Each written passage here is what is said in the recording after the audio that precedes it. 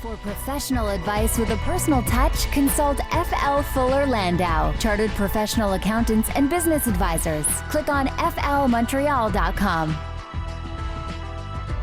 Good evening. Welcome to today's Entrepreneur, presented by FL Fuller Landau, a program about the entrepreneurial spirit that drives Quebec business. My name is Dan Delmar, and filling in for FL's Josh Miller tonight is FL's Michael Newton. Welcome back, Michael. Hey, Dan. How you doing? I'm good. How are you? Good, thank you. It's always nice to be here and when I get to fill in when he gets to travel. Yes, and I'm sorry I missed last week's show as well. We had a couple of young entrepreneurs on the program that I would love to chat with, but Josh is off this week, and he is he on a trade mission this time, or just playing hooky? He'll tell you it's a trade mission, but I'm not sure that Vegas is considered a trade mission. That's true. Yeah. You can probably find a conference. Certainly based on the luck he was having at the tables, I don't think so. Nice. So this evening on the program, we're going to talk about a very, very cool local company that is developing software to help fashion retailers very easily fit their clients. And this is sort of the wave in the future, I think, of fashion retailing. And we'll talk to Elizabeth Stefanka of Stefanka.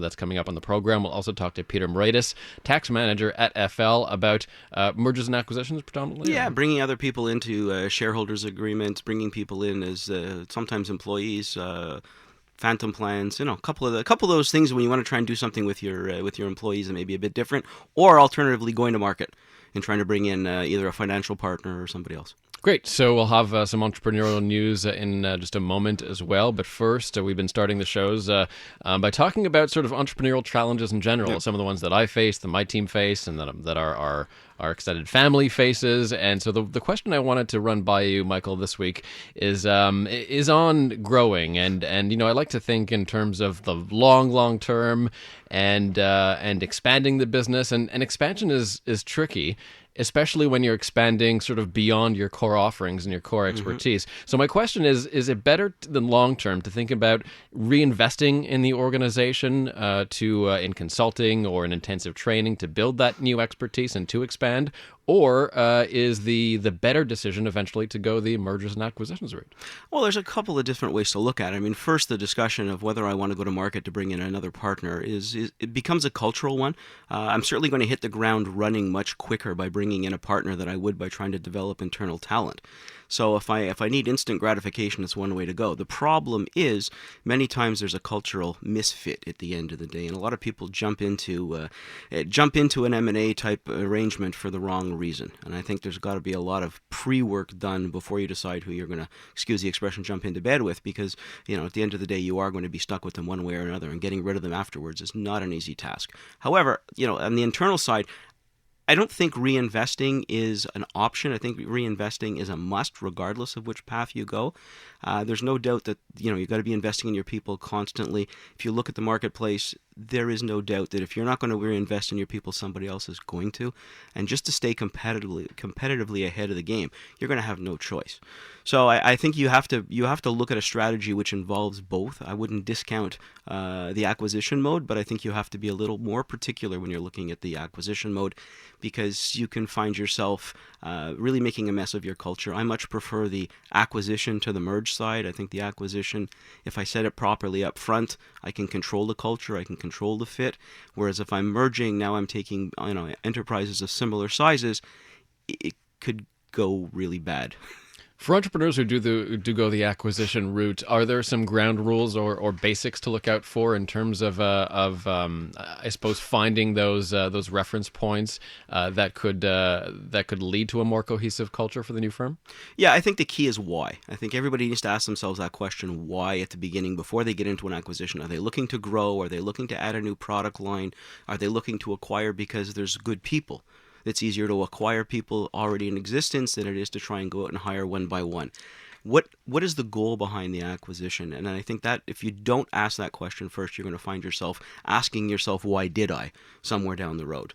Okay, and probably sooner than later. But I think the key is making sure how it's going to fit. Am I geographically? Am I bringing them into my organization in the same physical space? Am I starting a new different phase? Each different answer to the why comes with a different set of problems.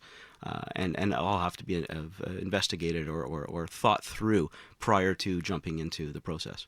All right, some other entrepreneurial news for this week. The Liberal government planning to increase the capital gains inclusion rate in the upcoming budget. So this is something that's a possibility anyway. What are the implications for this, Mike? Well, they haven't said they're going to yet. This has kind of bounced its way around in the last couple of budgets, never finding its way to the table, though. I think the concerns or the problems right now is whether we're going to continue with a 50% inclusion rate on capital gains or whether it's going to go up to 2/3 or 75%. Actually, even listened to something this morning on the Business News Network that was talking about an 80% inclusion rate. What does it mean? It means there's less money left on the table at the end of the day, obviously. The goal is to try and once again balance out the income levels. Fortunately or unfortunately, I think you have to be careful how you do this. Certainly in the business environment, in the small business environment, you do not want to discourage investment. And I think if you leave less money on the table for an entrepreneur when he sells his business, he's maybe less likely to go and reinvest somewhere else.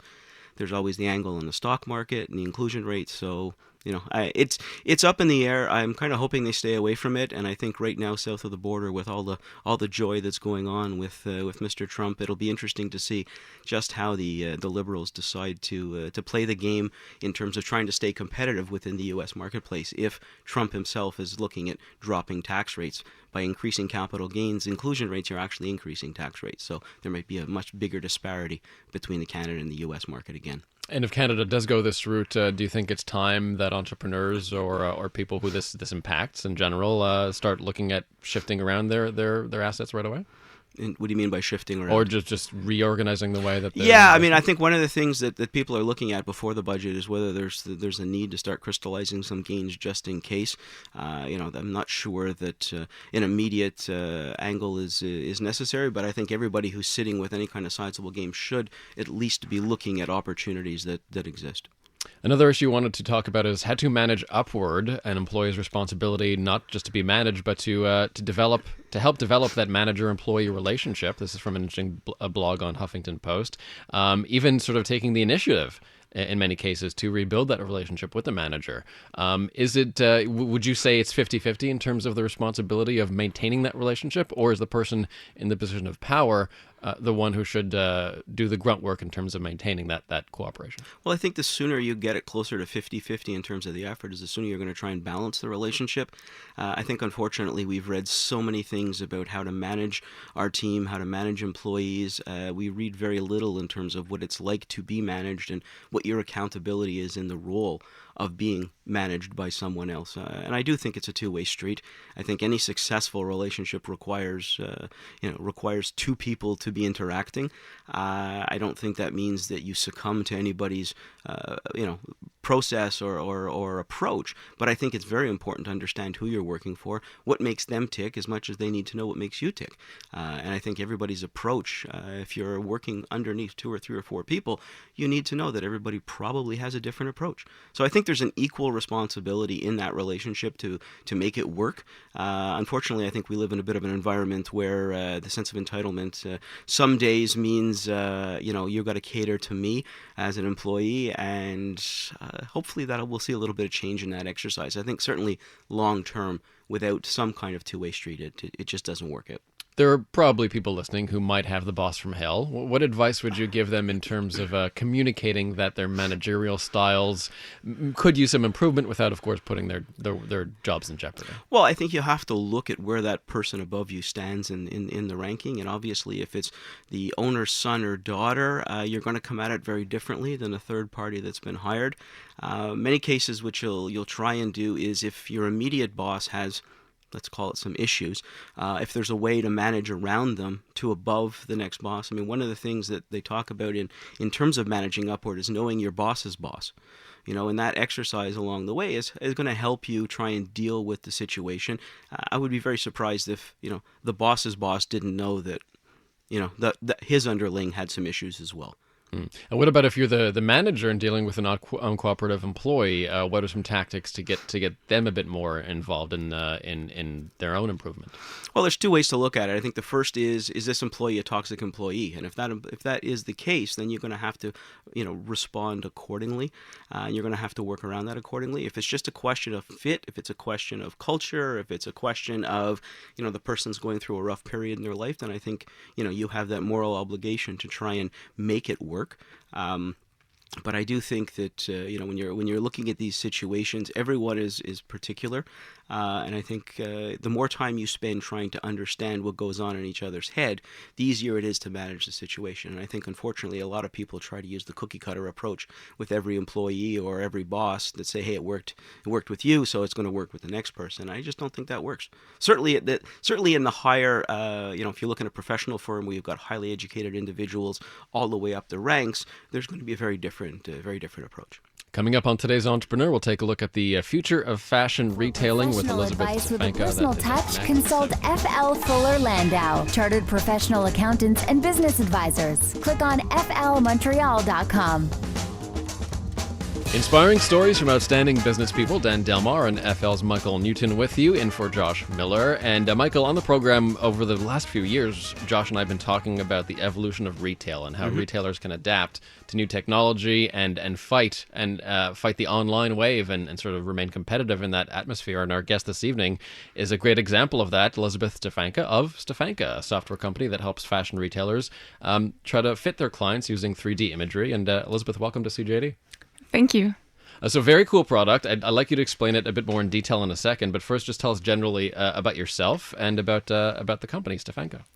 So Stefanka, as you mentioned, is really fit clothing recommendation softwares, which started from an idea like quite a long time ago. I would say more than 10 years ago right now.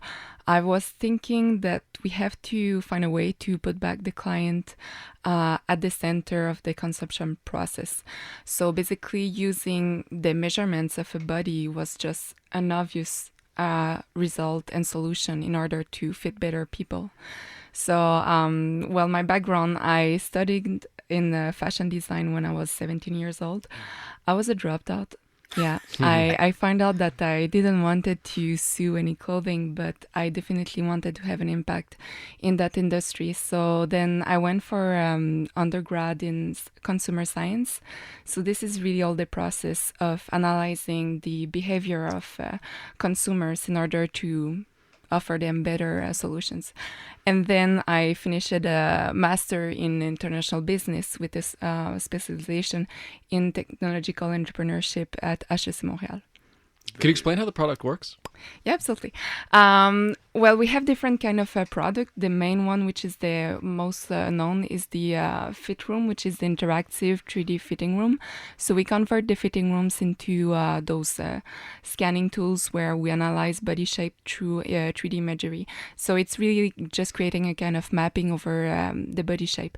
From that, our software analyze the dimensions of a body shape, also the volume, and all the style related to each body type. And then our matching algorithm find the best fit in the catalog of products. So this is one product, but the other one, which is also more accessible for any kind of retailers, and also we're working for online solution, is manual entry measurements. So it's a little bit like having your tailor in store, but a virtual tailor, which gonna really take your measures and then add it in the software and find out within few seconds the best fit. Are you working closely with the suppliers then? Is it the retail store that you're working with, or the actual suppliers to the retail store? Both. Okay. So to give you an example, we're working with vertically integrated brands, which gonna produce their own clothing, and we're also working with wholesale stores. So stores gonna who gonna have independent brands that they're gonna sell in their stores. So you can imagine I'm working with the retailer in order to create a personalized experience in the store, but I'm also dealing with their suppliers, manufacturers, who are going to be in France, in Italy, in Asia. So I'm gathering informations which are numerical data of the product once they are sewn together. This is existing data, but no one have tapped in. It's just common sense of using those kind of information, those kind of data, and to integrate it into our matching algorithms. And what happens to the data once it's there? I mean, are you storing the data for future use for these individuals, or is everything refreshed every time? Because Lord knows there's days where, I might not have the same dimensions I had a few weeks ago. Totally. Well, on the short term, it's really just gathering those data, but indeed on the longer term, there's business intelligence to be created from artificial intelligence based on those data. So, yeah. We'll talk more about the future of retailing, especially in the fashion industry, with Elizabeth advice Stefanka with a coming up personal next. touch, consult FL Fuller Landau, chartered professional accountants and business advisors. Click on flmontreal.com. We're back with Elizabeth Stefanka of Stefanka, a software firm that helps fashion retailers properly fit their clients. So definitely, Elizabeth, adding to the in-store experience at a time when we're all shopping more and more online. But also, you're in the data collection business. Tell us about that sort of side of the product. Well, what we've developed is a very specific expertise which analyze body types and then convert it to our matching algorithms, which then find in a catalog of clothing product, the best fit. So this is really the expertise which we've developed and which we've been applying also for retailers, but for manufacturers into the uniform industry, which is a very wider and very larger data set of product. Okay, you were mentioning you were down at the CES show in Vegas a little while ago. Unlike Josh, who's actually not working, you were working. So hi, Josh. Yeah. So I guess the question is how did that go over? I mean, you had mentioned you had talked to some very high profile clothing companies, and I think you kind of wowed them. So. Absolutely. Well, one thing which is very interesting for any startups, any entrepreneur, if you really prepare yourself to go to the CES, it's worth it. We had the booth, and we had people from executive level coming to our booth because they've seen the description in the pamphlet, and they were very curious to understand how we would reinvent the retail. And so through the discussions, they would just tell us that it's common sense. What we are doing is just common sense and it should be out there. But no one have created a kind of business model which offer these solutions. And also one thing which is very important for me, and because behind our business, there's a mission which is really to help everyone to find the best fit. It's not only a wow effect. We're gonna talk about the fitting room, which is cool and it's trendy, but yes, this is a wow thing that retailers can bring in their stores, but also it's all the value related to those data that we're collecting behind, which is really worth it. And for a retailer, it means indeed an experience in store. For the consumers, it's a personalized experience, so they're gonna feel more loyal to that brand, since they're gonna be sure that they're gonna always have the best fit, and they won't buy a clothing which wouldn't fit and they will return. So for the retailer, it means that it goes on for the returns also. So yeah, I would have been said at the CS that we really bring added value to our product. Coming up, we'll talk more with Elizabeth Stefanka of Stefanka, and we'll also get into to mergers and acquisitions with Peter Moraitis later in the program, a tax manager at FL. We'll get to some marketing issues next, and talk more about the fashion business here on today's Entrepreneur at 7:30. Professional advice with a personal CJAD touch. 800. Consult FL Fuller Landau, chartered professional accountants and business advisors. Click on flmontreal.com. Welcome back to today's Entrepreneur, a program about the entrepreneurial spirit that drives Quebec business. My name is Dan Delmar, along with FL's Michael Newton, in for Josh Miller this week, and we're chatting with Elizabeth Stefanka of Stefanka, software, appropriately titled software company that helps fashion retailers properly fit their clients. And Elizabeth, tell us about your startup phase. You conceived of this idea pretty early. You were still, I believe, a teenager when you thought of this idea. How did you get it off the ground, and how did you get out of the startup phase and into a space where now multinationals are taking interest in you? At the very beginning, it was, in the 2000 beginning of the millennial. So I would say I didn't have any idea very specific how we could what kind of technology we could use, but I had the more the final result in mind. And in 2013-14, it was coming obvious for me that we had to bridge the 3D technologies with the fashion industry and bond those two worlds together in order to get a synergy which can be successful in order to find the best fit. How did you build a team? Where did you find everyone? Well, when you start a business, it's always one of the most important and critical aspects, bringing up your team together. And I'm quite fortunate. I have an amazing team. Everyone around me, I really appreciate their work, and I think they really enjoy also the culture. I started by finding people through the District 3, which is an incubator into Concordia University. Okay. So that was the first place where I started to gather a team together. At that time, at the very beginning of the few first months of the business, right at the beginning, I had a team of 13 people. But for sure, this team is not employees. They are more students in the context of studies, bringing their small expertise within the organization. But it's quite interesting because it brings you like so much different perspective. Mm-hmm. So it's really worth it for a startup to go through the incubator phase into universities. You've done quite a bit of research and development, obviously, along the way. So implications with NSERC and the R&D tax credits. If you want to discuss a little bit in terms of how that's helped move things forward. Well, you definitely need it when you have a new business model which is not existing. There's no any recipe already out there how to build that kind of business model. You definitely have to pass through that R&D phase and make sure that what you're creating is quite solid. So the way we started out, we got funding from the NCR. I'm sorry, the National Research Council, which helped us to pay the CRIME, which is the Center of Research Innovation in Montreal.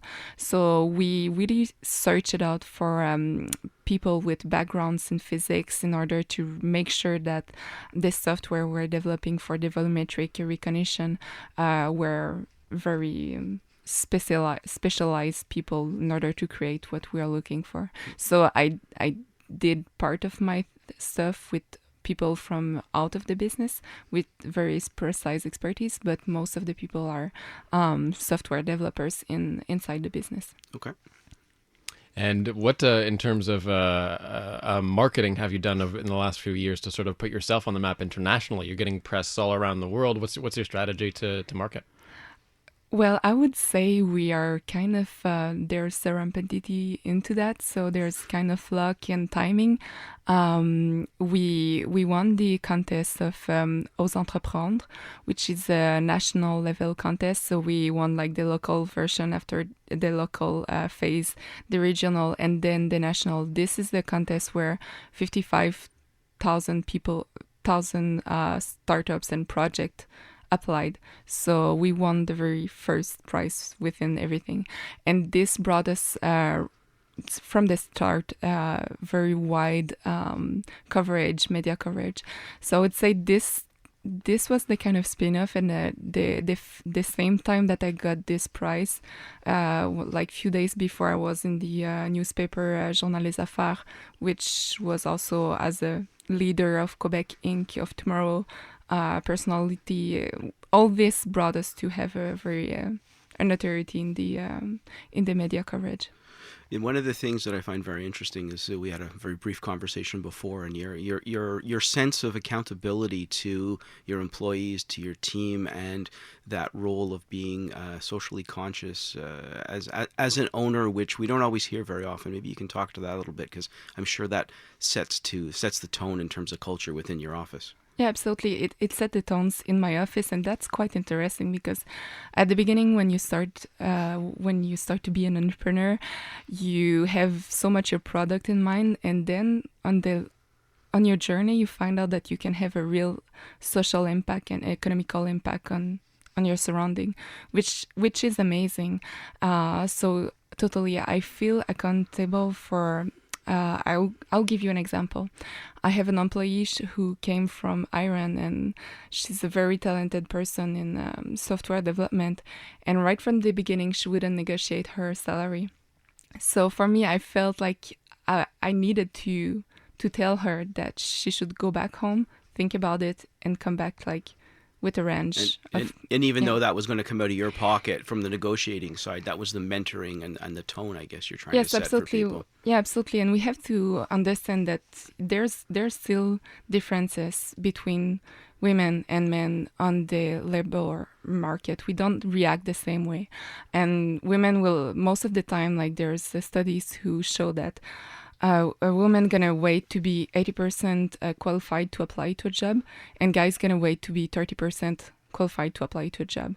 And most of the time, women gonna attribute their success or what they've been creating on the other surrounding them. It's more like external reason, but the guy's gonna say, "I'm awesome." So there's always a kind of gap, and as a CEO, as a decision maker, we have to we have to be conscious about it, and also try to bring this gap and explain to people that to women, that they can do exactly the same process than men.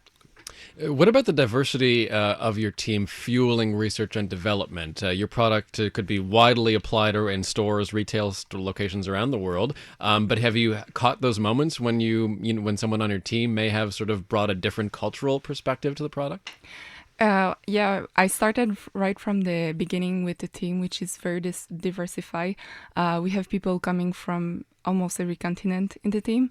So that's quite impressive since we are still a very small structure. We're only 7 employees. It's coming a little bit up in the next weeks.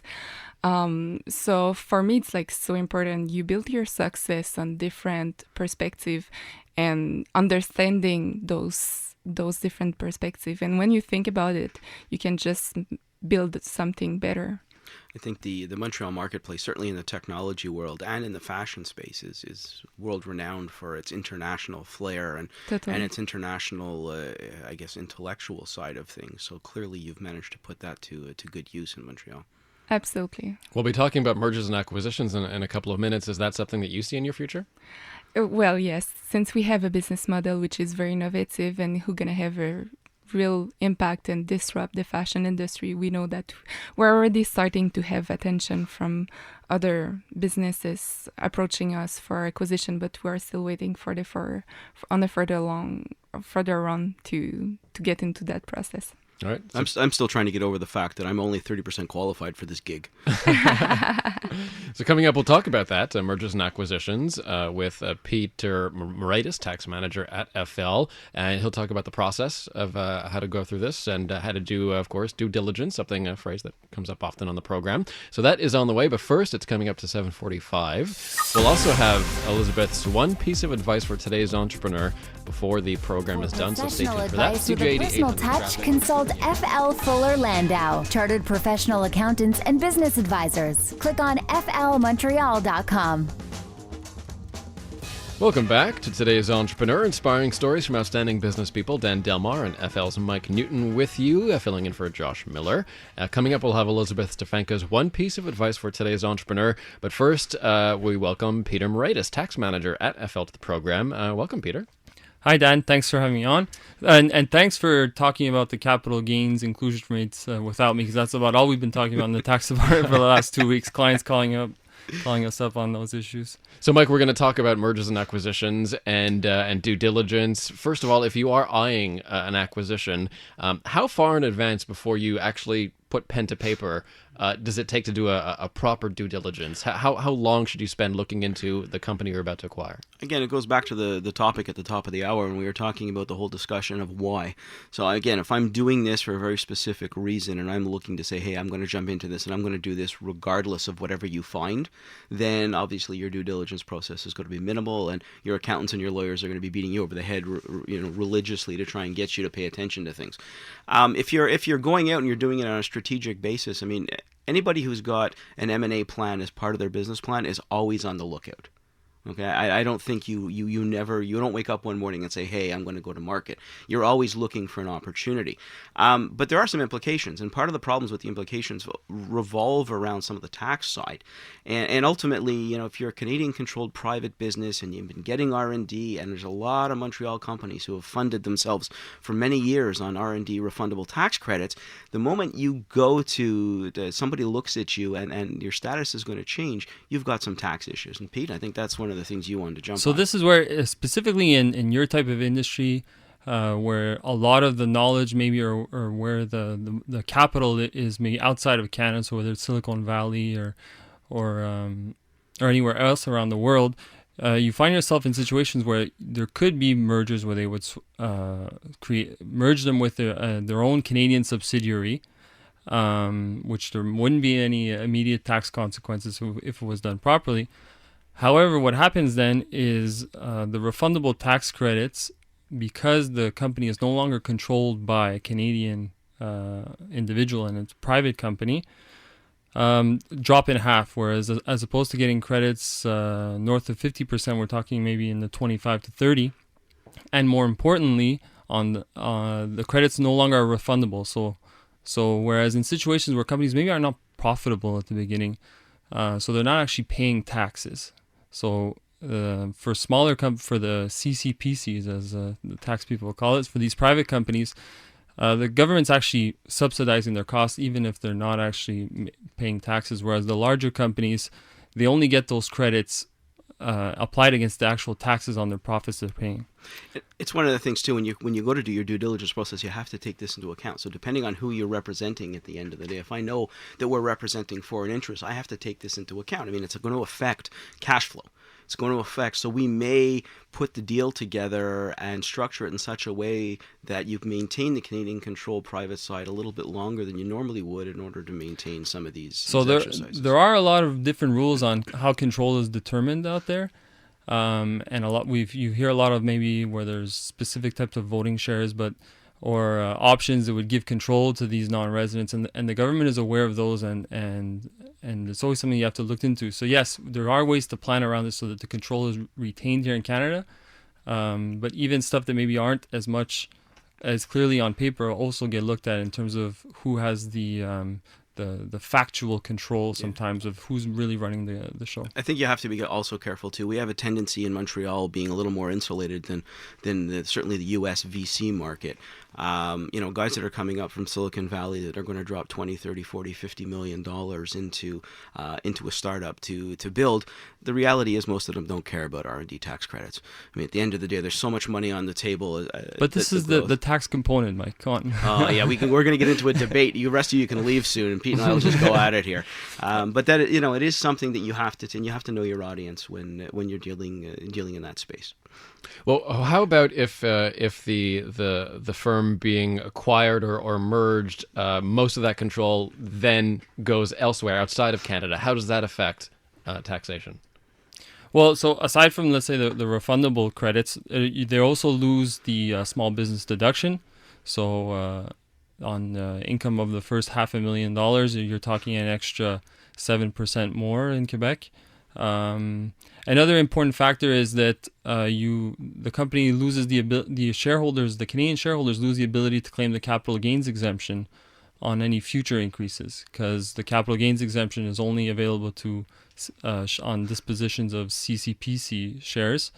So that's something where sometimes if you haven't really realized that value, even though you need that VC capital or ability to grow the business, you're kind of going to lose out on that, on part of the crystallizing the tax-free gain. More on mergers and acquisitions, plus Elizabeth Stefanka's one piece of with a advice personal for today's touch. Consult FL Fuller Landau, chartered professional accountants and business advisors. Click on flmontreal.com.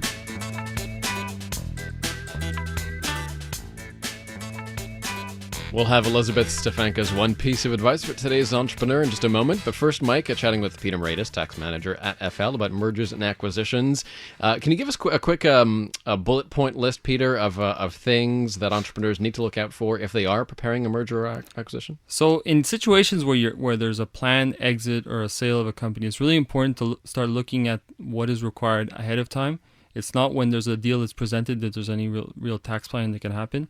So to be able to benefit from the capital gains exemption, which basically means that somebody does not pay taxes on the first 820 some thousand of capital gain that they get, they need to own the shares for 2 years.